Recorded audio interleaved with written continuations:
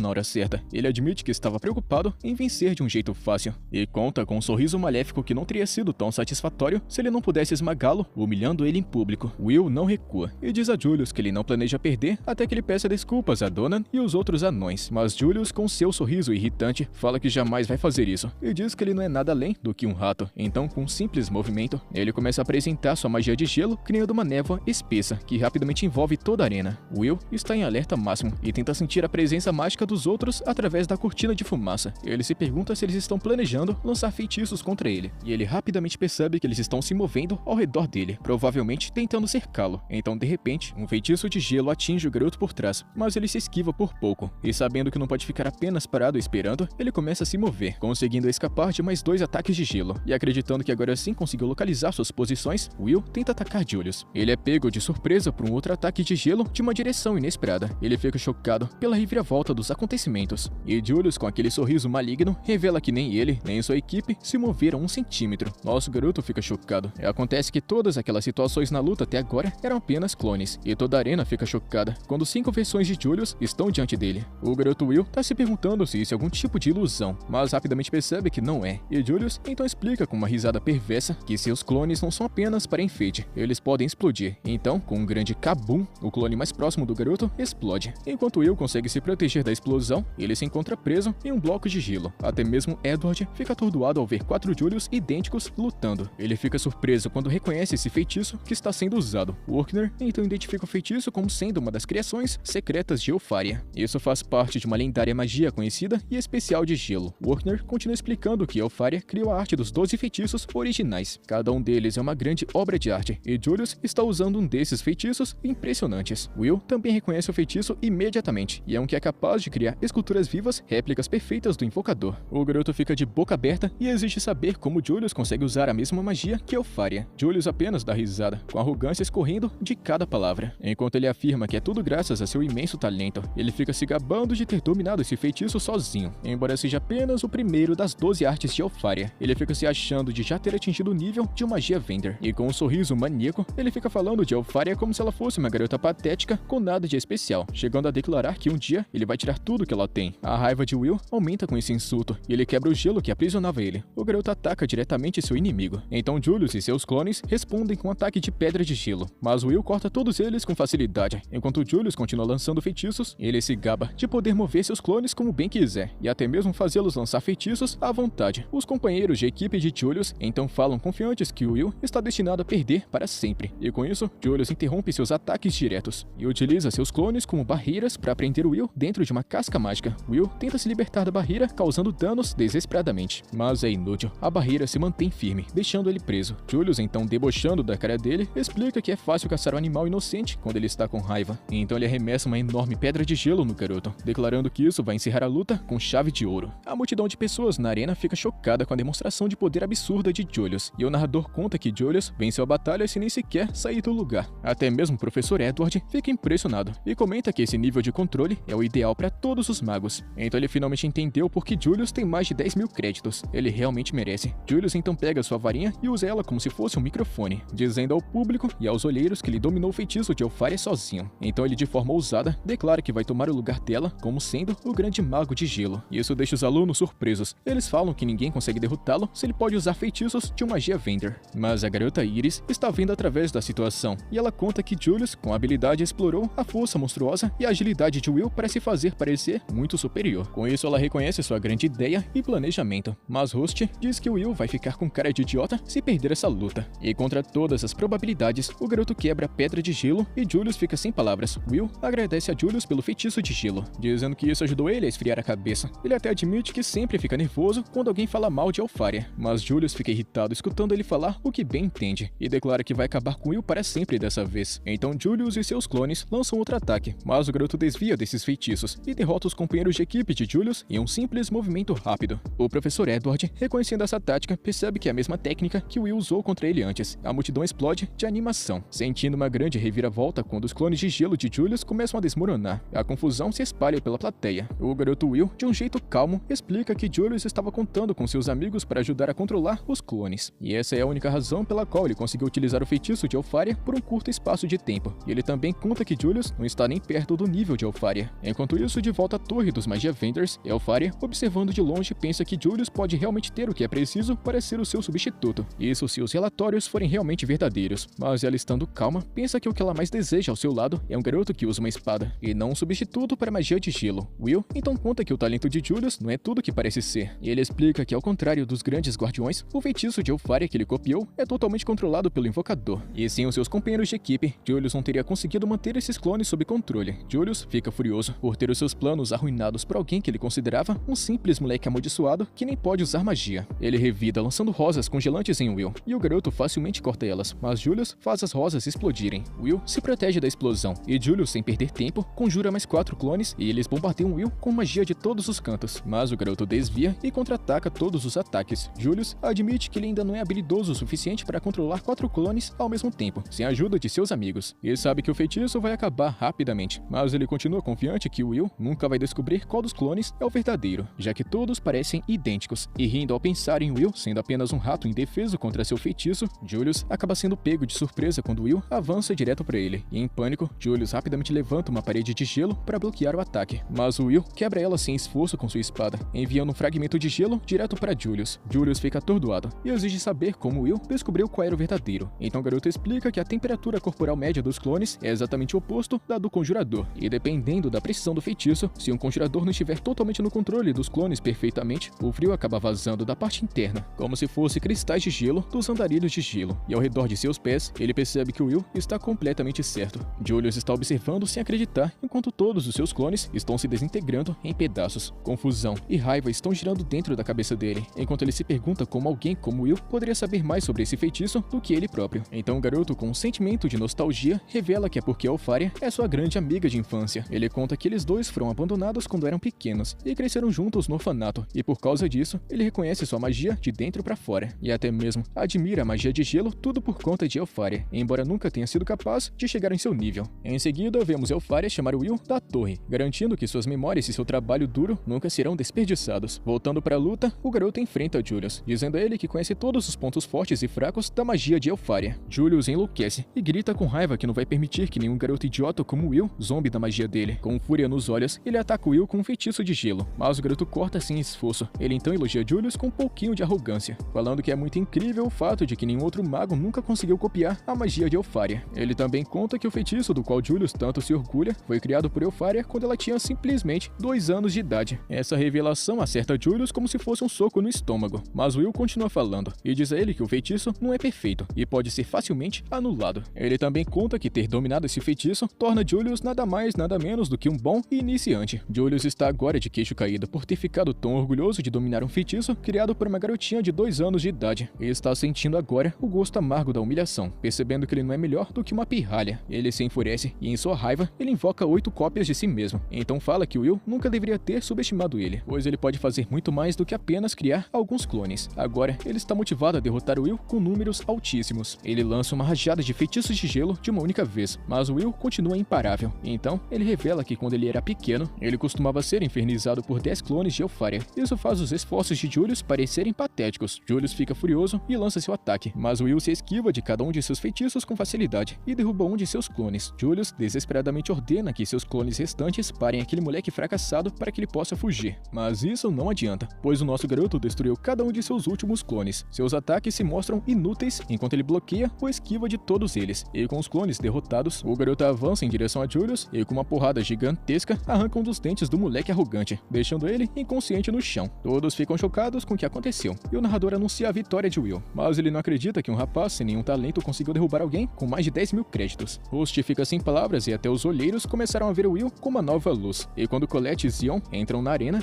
o narrador declara que tudo que Will precisa fazer agora é pegar a coroa, mas assim que ele estava prestes a alcançá-la, o Ignon já estava lá para levantar o prêmio. Ele segura e coloca ela em sua própria cabeça. A multidão fica em choque, e o narrador não tem escolha, a não ser anunciar o Ignon como o grande vencedor. E com isso, os grandes jogos de magia chegaram no fim. Então depois vemos a empregada dando a notícia para Alfaria, que está tão envergonhada que nem consegue mostrar o rosto. Ela está desejando desesperadamente por um feitiço que pudesse apagar memórias ou voltar no tempo. A empregada conta que um feitiço proibido pode até existir, mas ela não iria permitir que Alfaria usasse ele de qualquer maneira. A garota, com lágrimas nos olhos, conta que Will estava errado. Naquela época do orfanato, ela não estava tentando intimidá-lo ou infernizar ele. Ela só queria que ele desse 100% de atenção para ela, para que assim pudessem brincar juntos o tempo todo. Então ela não consegue acreditar que agora os alunos sabem sobre seu passado sombrio. Enquanto isso, voltando para a arena, Zion fica chocado porque Will conseguiu derrotar Julius também. Ele então sai com a motivação de derrotar Will algum dia. E então Colette vem verificar se o rapaz está bem. O garoto pede desculpas pela derrota e não pegar a coroa, mas lembra que pelo menos conseguiu manter a sua promessa. E naquela noite, lá no restaurante dos anões, o clima estava cheio de alegria, enquanto todo mundo estava comemorando a vitória de Will sobre Julius. Os anões estão agradecendo ao protagonista por defendê-los, enquanto o professor Workner está mostrando sua gratidão aos anões por cuidarem de Will. Os anões falam de um jeitinho educado que não fizeram muita coisa, mas o Workner está insistindo que eles pelo menos fiquem de olho no rapaz de qualquer jeito. Em seguida, Colette não conseguiu esconder sua decepção, já que o protagonista não foi observado pela torre. Ela pensou que era porque sua equipe estava muito ocupada lutando entre si, e também nem tinham vencido o evento do festival. Ela colocou a culpa diretamente em Zion. Will conta que Zion havia recusado o convite dele para se juntar à festa de comemoração. O velhote Donan então manda o rapaz ficar tranquilo, dizendo para não se preocupar em não ter sido observado, Afinal de contas, ele estava lutando por sua dignidade e no final conseguiu garantir o pedido de desculpas que ele tanto buscava. E a cereja do bolo é que Julius estava preso lá na cozinha, fazendo todo o trabalho de lavar os pratos como punição. Ele está seguindo de forma muito obediente as ordens da proprietária do restaurante, mas fica resmungando que um lugar como esse não tem futuro. E toda essa humilhação que ele tá passando é tudo graças àquele moleque sem nenhum talento. E se lembrando da derrota, Julius se jogou no trabalho tentando queimar a sua raiva. Enquanto isso, Colette e o professor Workner pareciam um pouco preocupados, e ele confessou que as coisas poderiam mudar daqui pra frente, já que o garoto Will mostrou do que realmente ele era feito durante o festival. O professor Workner se pergunta como é que ele vai lidar com as coisas quando voltar para a academia amanhã. Colette tá pensando que agora sim, os outros alunos finalmente vão mostrar algum respeito para Will, mas Workner avisa que as coisas podem não sair como ele está esperando. E quando eles voltam para a escola no dia seguinte, um grupo de rapazes rapidamente pediram para o garoto Will se juntar a eles para uma corrida de masmorra. Eles engoliram orgulho e admitiram que esse moleque sem magia aqui tinha uma força insana e imploraram para que ele escolhesse seu time para o próximo teste, um desafio de masmorra para a próxima semana. E antes que o Will pudesse responder, outro grupo entrou, já que não estão querendo que o primeiro grupo levasse o Will com eles. Eles estavam querendo convidá-lo para seu time também, mas alunos se juntaram e logo o protagonista foi cercado de pedidos para formar equipe. A garota Colette então chamou todos eles de idiotas sem vergonha por quererem Will assim de repente depois de anos humilhando ele. Ela estava até pensando que o protagonista estava sentindo a mesma coisa que ela, mas ela estava completamente enganada. O garoto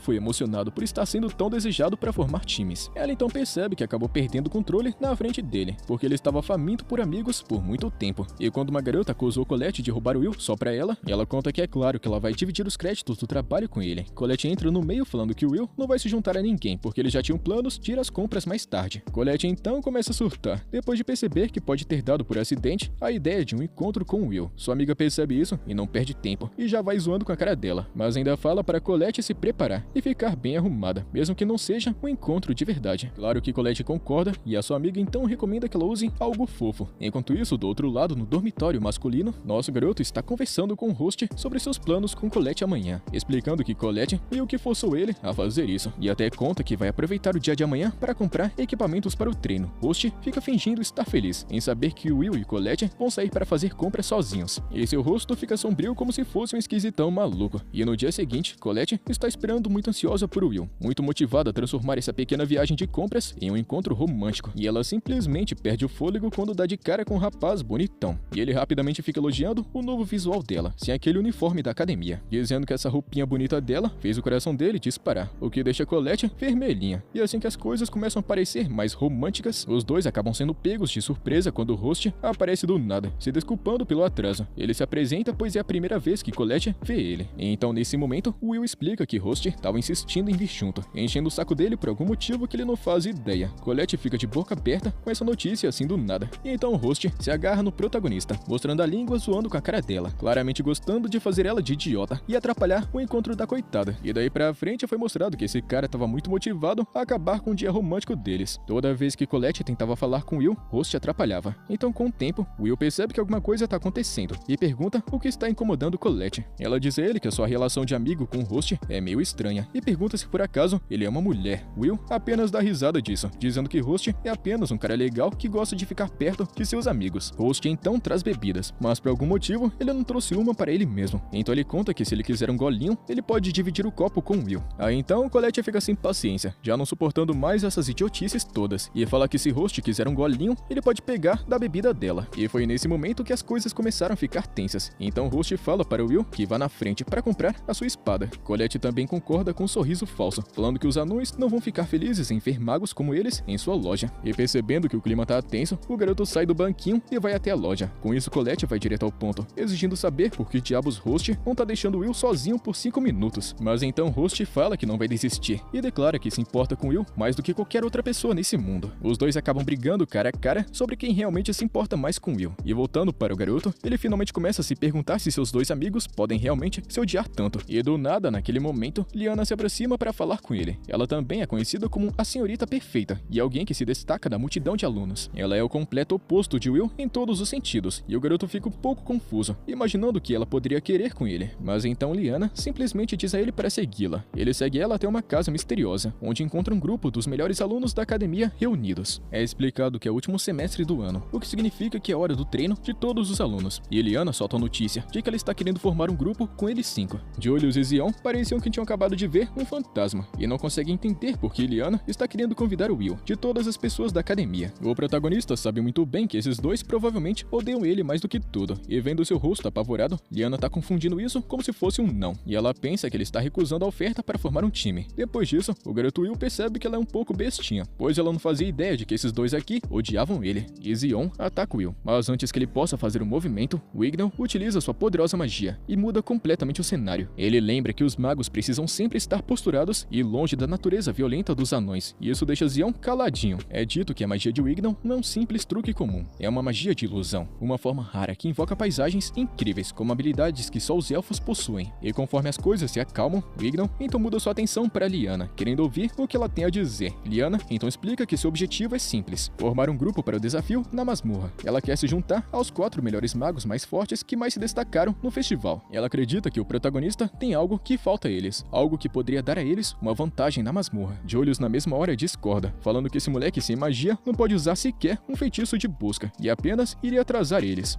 Zion conta que recentemente fez parte de uma equipe com Will e não tá afim de fazer isso novamente. Wignon entra na conversa, falando que Julius e Zion estão apenas magoados por terem perdido para Will, e o protagonista ainda se sente insultado e só fica de boca fechada. E então Wignon explica o que eles dois se recusam a dizer. Ele fala que o protagonista tem a força bruta de um anão e a agilidade de uma fera mágica, e o seu estilo de luta pode não ser elegante, mas suas espadas ainda conseguiram vencer as 2 varinhas deles. Julius continua não concordando com isso e responde que Wignon ainda está atrás de Liana quando se trata de créditos na academia. E então Wignon responde falando que isso é mais motivo para ele respeitar a decisão de Liana. Se ela vê potencial nesse garoto, então ele está disposto a respeitar esse chamado talento. E isso só deixa os outros dois mais irritados ainda. Liana então deixa escapar o seu verdadeiro motivo. Ela tá querendo aproveitar todo o poder deles para subir na torre como sendo a melhor aluna. Ela deseja fama, honra e um futuro brilhante. E embora ela tenha sido descoberta no festival e garantido uma posição após a formatura, ela conta que isso não é o suficiente para sua família arrogante. Os membros de sua família são famosos por sempre morrerem jovens por servirem a nação. E para evitar um futuro de fracasso, Liana precisa ter resultados muito positivos. Simplesmente avançar na torre não é o suficiente. Ela precisa se tornar uma magia vender. E confiante de que todos aqui têm as suas próprias motivações, ela propõe um acordo. Joguem uma moeda no copo se vocês concordarem com o plano. Wignon não pensa 2 vezes, já que com eles juntos não vai ter como outra equipe alcançar melhores resultados do que eles. E Julius, que ainda está desesperado por mais créditos, concorda, mesmo relutante. E Zion então joga sua moeda também, deixando Will como o último a decidir. E depois, naquela noite, o garoto volta para seus amigos, que estavam preocupados. Eles tinham ido procurar por ele na loja, mas ele não estava em lugar nenhum. E parecendo muito sério e sombrio, o garoto conta a eles que decidiu se juntar ao grupo de Liana para o desafio na masmorra. E é com isso, rapaziada, que chegamos no final de mais uma parte. E a continuação já sabe, né? Deixa sua inscrição e seu likezão. Tamo junto, mano. Até a próxima.